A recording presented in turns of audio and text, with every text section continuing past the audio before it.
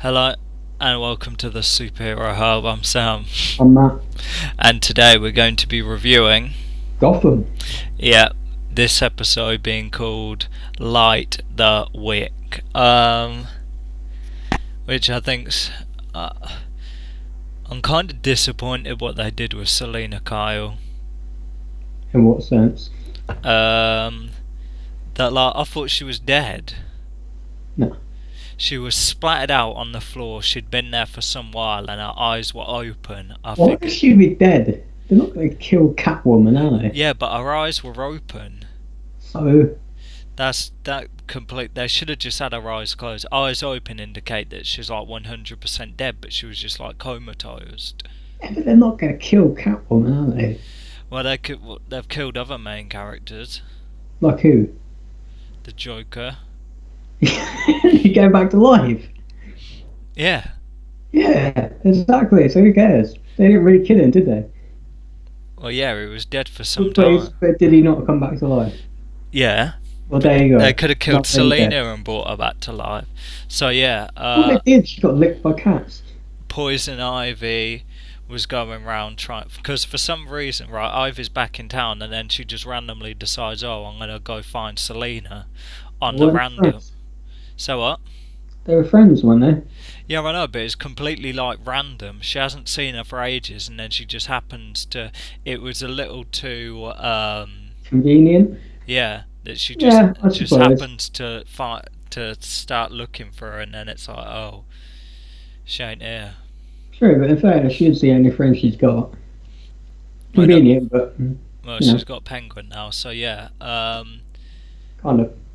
It kind of starts off as well with there are a couple disappointing things really. It started off with Captain Barnes getting moved out of Arkham on the random. You had Mad Hatter up at the window prattling on, and then like Talon comes in and batters the guards and then knocks him out and kidnaps him and takes him to Hugo Strange, where the big judgment plan is to release the Tetch Virus upon the whole of Gotham. So I guess there's not much really differentiation between that and what happened when like the Joker was like running riot and everyone was blowing everything up. It's like they should have just left that, you know what I mean, and let that escalate instead of starting, because she was like, oh, if this carries on, then judgment's going to come to Gotham sooner, and it's just like that. She should have just left that out.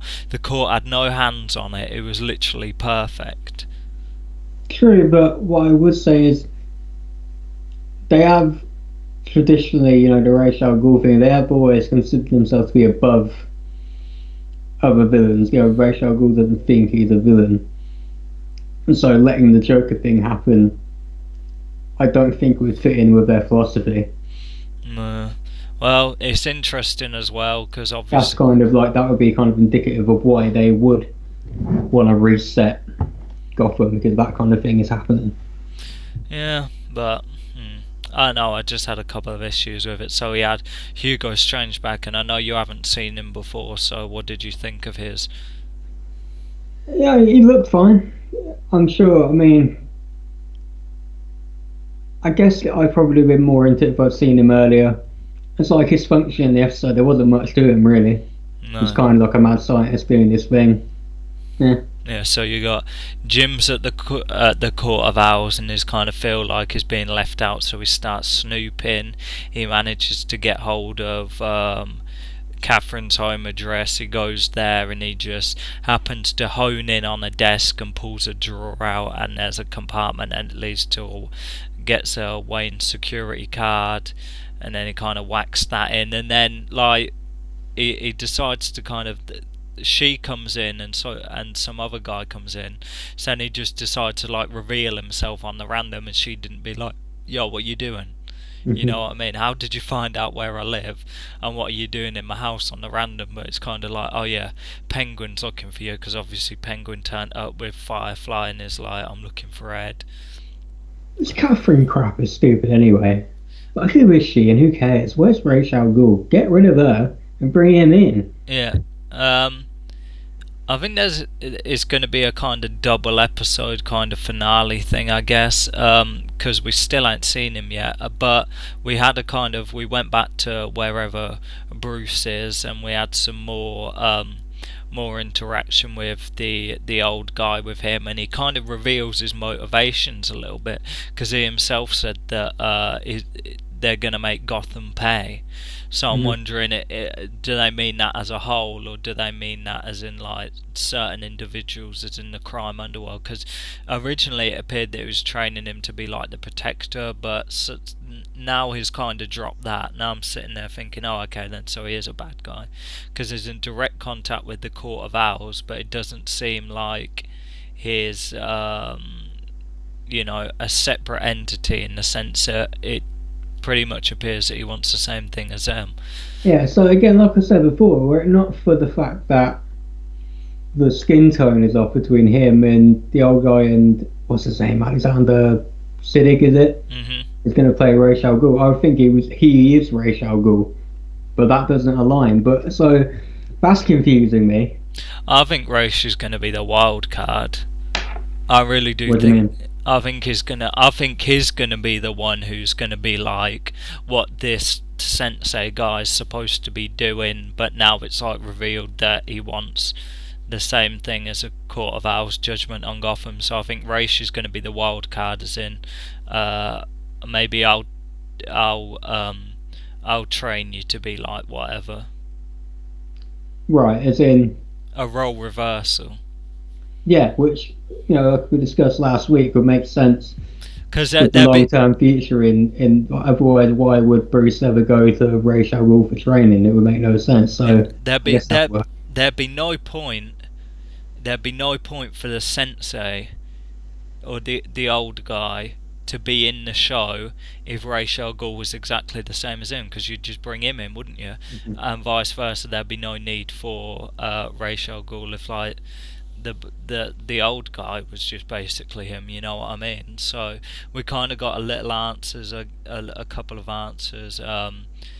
Catwoman's kind of brought back to life by, you've got Ivy kind of waiting on a bedside bringing in the plants, and then eventually she wakes up and she's like, I've got to go to Wayne Manor, got to kill someone.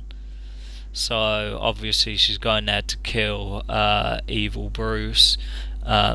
They managed to concoct and weaponize the Alice Tetch virus in the lab, and then Gordon and Bullock confront them. We got more boring Lee Tompkins stuff again. They are bombing this character out. Yeah, she's so unlikable. I was kind of hoping that Jim Gordon was going to hit on her, not as in slap her up, but romantically. I thought he was going to take her by the arms and embrace her. Oh, I'll take her by the arms, throw her out the door. I know, it's crazy. It's just the fact. It's like she's being unprofessional in the sense that it's ruled as a suicide. We know it's a suicide, but because she thinks Jim Gordon's up to something, she's intentionally ruled it as a homicide to investigate. It's like, that's like. It's just a thing when you come to TV shows. Like, even if she's right, even if she has a point, we don't care. We don't care about her whining about her boyfriend that no one ever cared about. Yeah, it's like, right? How many times do you have to tell this woman that flipping Mario was going to kill her, and it's still like, she's like, oh, I'm not about that, and it's like, oh, okay, then so what are you whinging about? Because I remember when I was watching the show in the first season, I think, or maybe it was the second, I can't remember, but when she first came on the show, she was a breath of fresh air after Barbara. It was a nightmare. Right, calm down. She was awful before they turned her evil.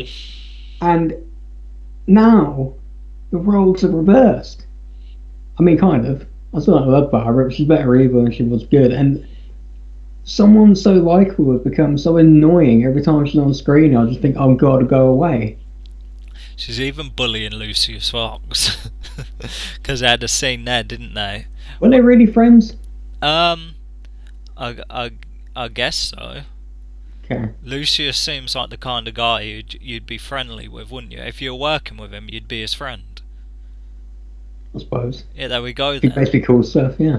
Yeah, so there we go. Why would they work together though? Well, he left Wayne Enterprise to pretty much fill Ed Nygma's position. Because That's a, that's Nygma... a step down, isn't it? I guess so, yeah, but Wayne Enterprises is like Buki, I guess. But he's running it. No, Who is running it? the Court of Owls. Okay. Duh, haven't you been paying attention?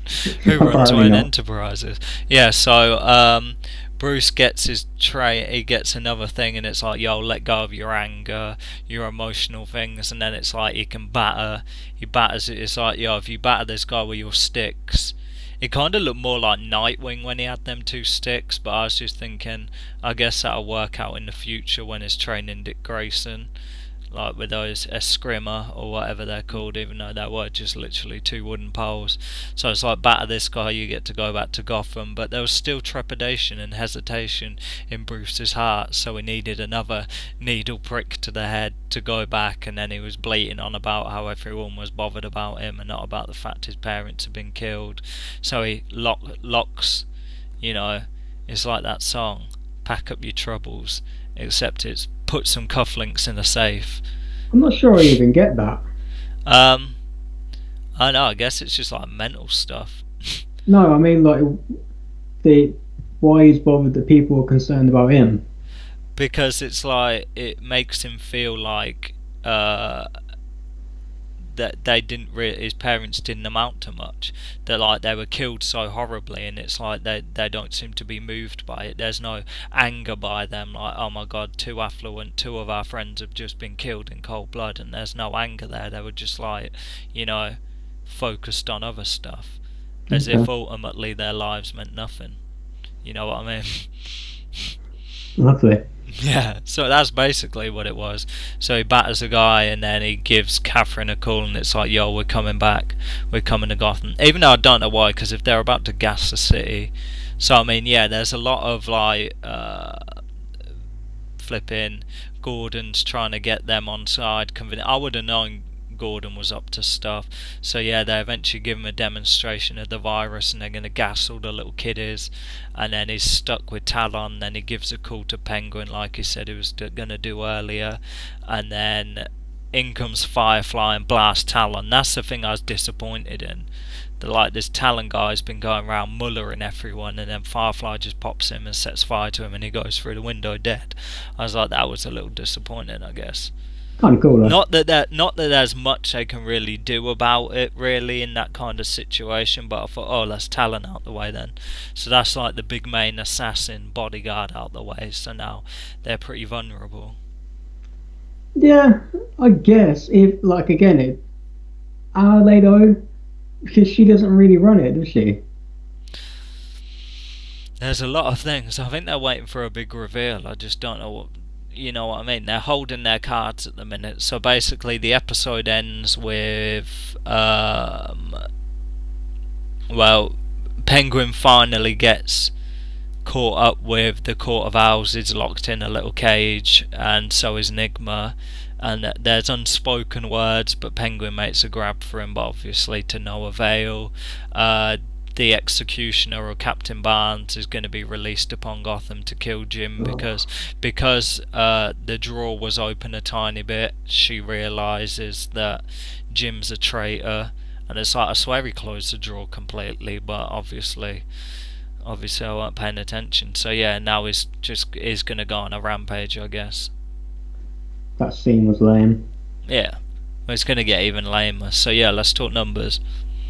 Yeah, I don't know, 7, I guess. I didn't think it was very good, and to be honest, I'm kind of sat here waiting for him to get to Ra's al Ghul. Just pull the trigger and bring him in. I'm interested how that, because I don't know whether people were getting confused and looked at Captain Barnes and thought, oh, he looks like Solomon Grundy or whatever, because apparently Solomon Grundy's meant to be popping up, and we've had literally no word or no kind of hint at him. I don't know how they're going to be like do a precursor to Harley Quinn in the finale, because it's all kind of all over the place. You know what I mean? Precursor to Harley Quinn? Yeah, in the finale. So I think it's going to be a little random, these things popping up. Whether it's going to really calm down in the last like 5 minutes. I have a question. Oh no. Where's Two-Face?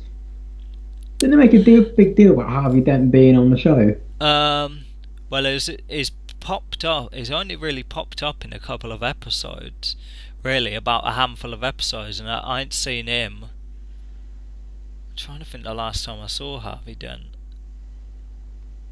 So he's not Two-Face yet, then? No, it's still Harvey Dent, but Okay. maybe he'll feature heavily next season. But really, I mean, there was the whole. I think he popped up at an inquiry when they were investigating Theo Galavan and stuff like that. But really, I don't think he's really featured this season. Okay. Or not for like a while, I guess. But I ain't seen him for a while. So yeah, I'll probably give it a 7.5. There was some bits that were a little disappointing, but it was a nice episode. I'm excited to see where it's going to be.